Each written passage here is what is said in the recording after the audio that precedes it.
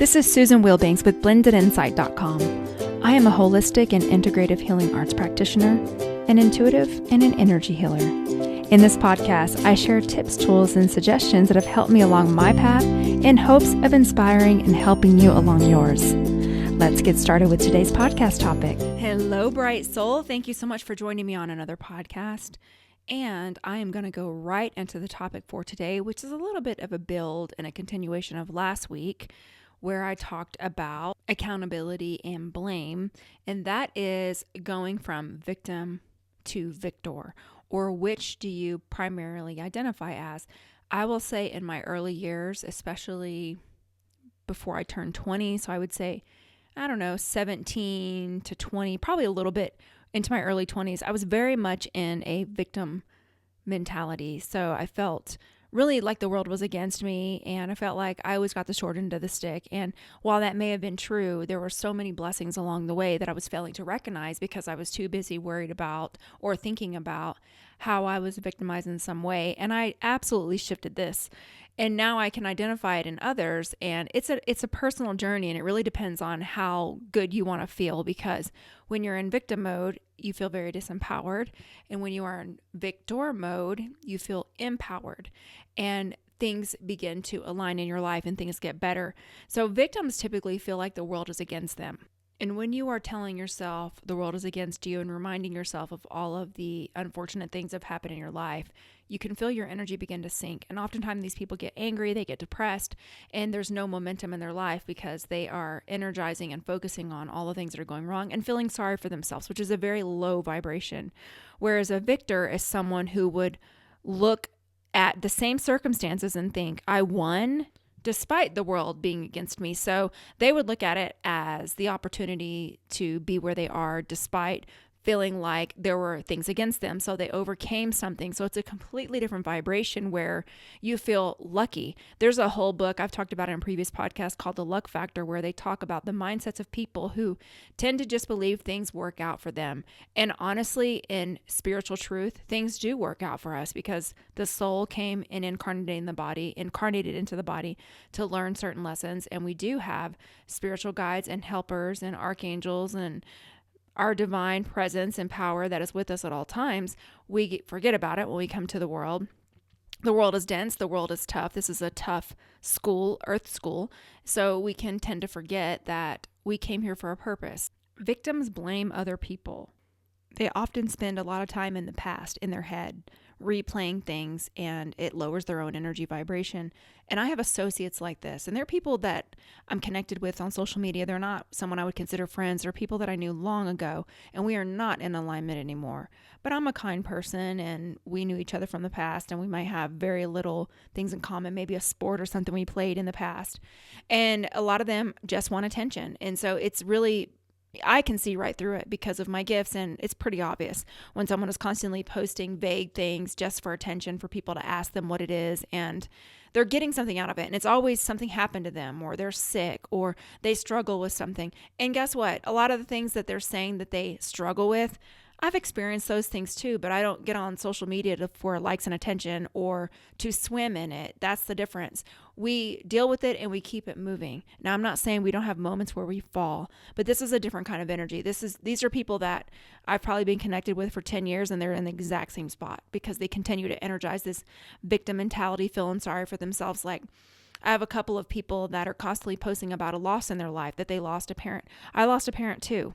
I also have a parent that has dementia. I lost 2 brothers. I've had a lot of loss in my life. But I don't sit feeling sorry for myself and woe is me and my situation is so much more awful than everyone else's, because that energy is incredibly disempowering and it brings everyone around them down. It is such a low vibration, and it also conjures up this pity energy, and I can feel that they want that pity energy. But it also doesn't empower them. It feeds that low vibration. And the result is that their life does not change. I see them getting worse. And I don't know about you, but I don't want to live like that. I want to actually do what I came here to do. I believe that we incarnate with people who are going to leave at certain times. I believe that we already know that. I believe that we come in to we have basically a soul contract with that person. And when that person leaves, there's something that we intended to get out of it. We were going to learn, we're going to grow. And it all happens in perfect timing. And it's not fun. It's painful while we're in this human form. But I do believe that when we leave this body and go back to where we came from, then we extract those lessons, and we don't have that sting of the human existence anymore. And I believe that through my meditation practice, through the work that I do working with people privately, and the things I've seen in the spirit. And also it just makes sense. There'd be no other reason to come here. So that's my opinion. You can have your own. And if it doesn't resonate, please click off and go find something that does. One thing I also don't do is argue with strangers on the internet or entertain people's victim mentality or their low vibrations. I'm not going to join that vibration with you and make it bigger. I'm just going to delete and move on. That's the way that I handle those things. So you can handle them however you want, but that's how I handle it. And so one of the things is just to notice if you feel like you're a victim, and I have moments where I feel really down, and I'll go into that space of, I wonder why I'm the last person in my family of origin.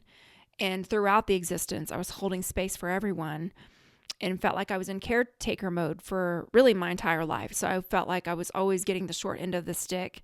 But then I realized it's because I can handle it. I don't ever get anything that I can't handle. And I choose to work through it and then share with other people what I did to work through it. And I'm also not one to energize that. I have sympathy, but I'm also not one to get in the pit with someone and just wallow there and make it worse.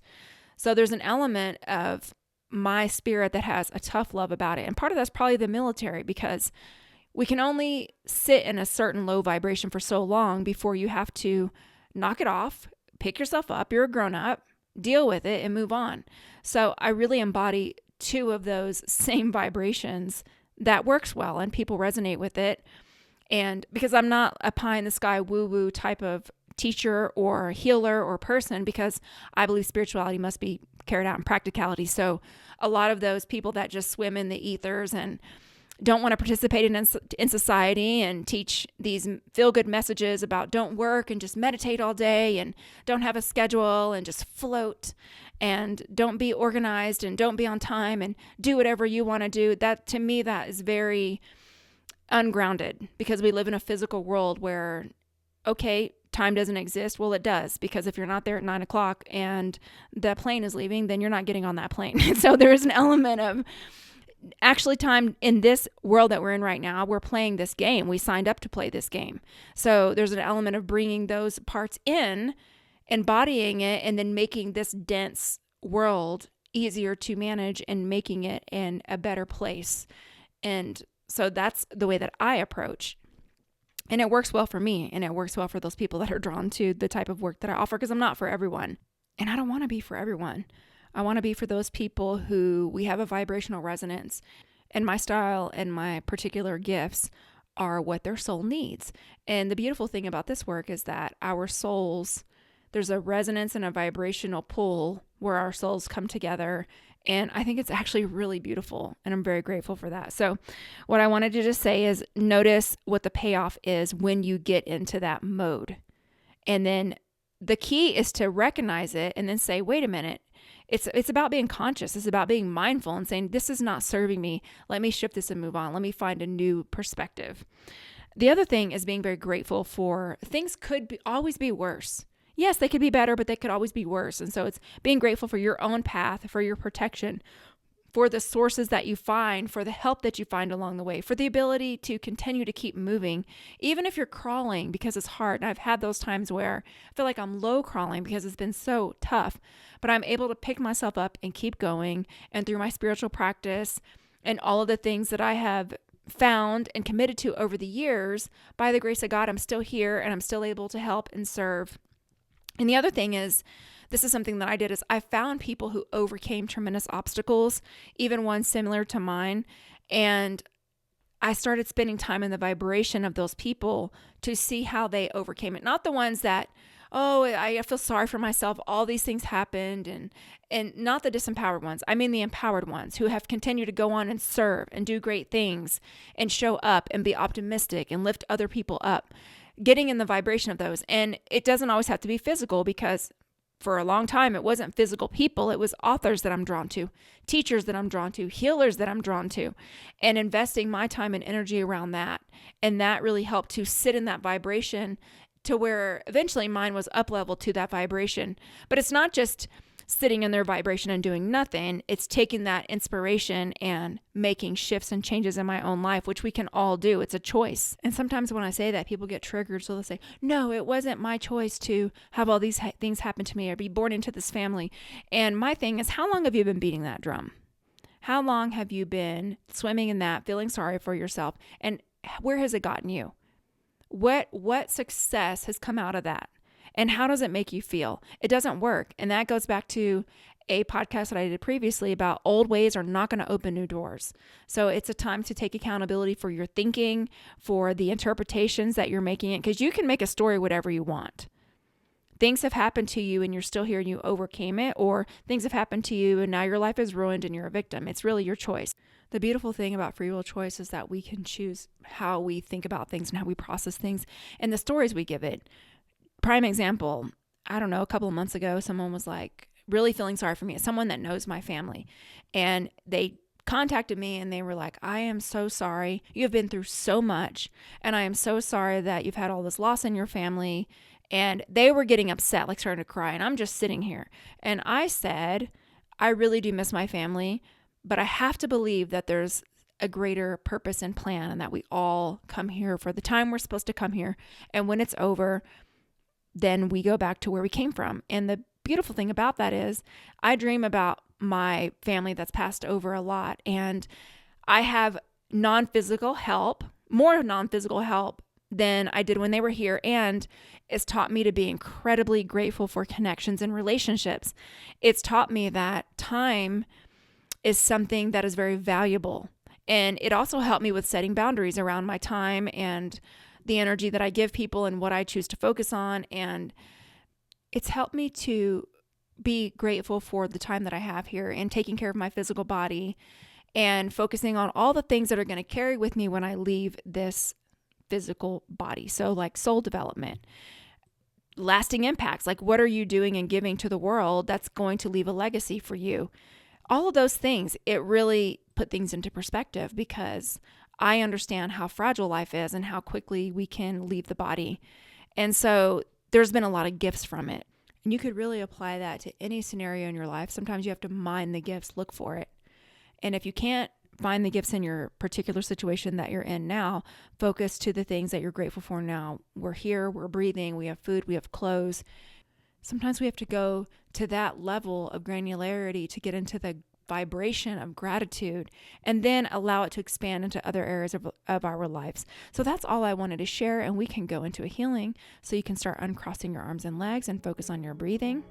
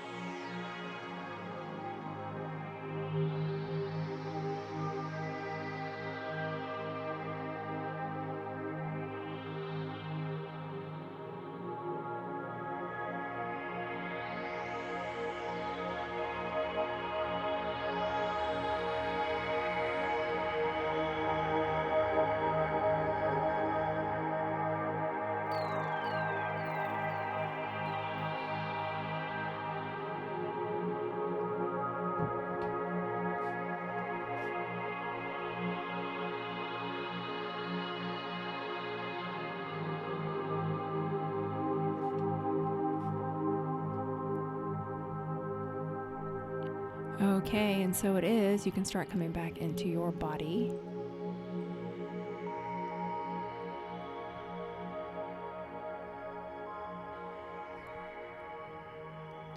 I want to thank you so much for joining me here on another podcast, and I want to wish you a beautiful week. Take care. Bye-bye.